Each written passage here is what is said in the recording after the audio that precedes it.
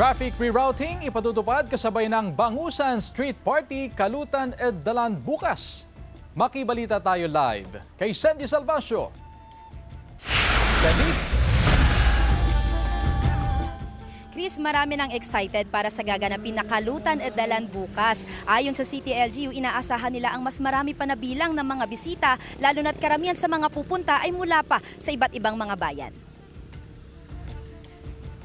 Isang araw bago ang Bangusan Street Party, Kalutan ed Dalan, puspusan na ang pagtatayo ng mga gagamiting stage, tents at grills sa kahabaan ng De Venecia Highway Extension kung saan gaganapin ang selebrasyon na bahagi ng Bangus Festival. Hindi pa man isinasara ang De Venecia Highway Extension kaninang umaga, apektado na ang daloy ng trapiko. Nakakaproblema na kami sa De Venecia kasi nagse-set up na yung mga tent, mga kalutan, and then mga stage.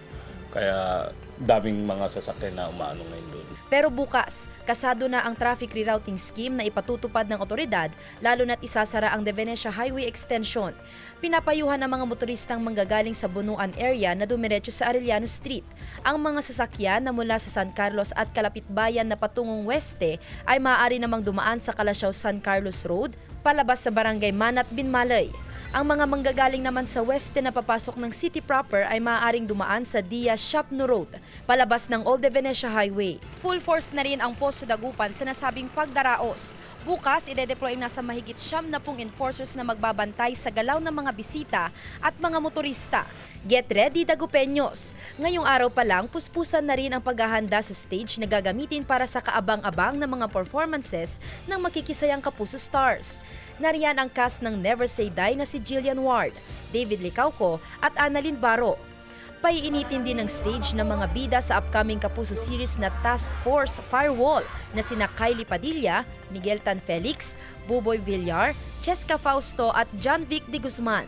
Hosted by Pepita Curtis.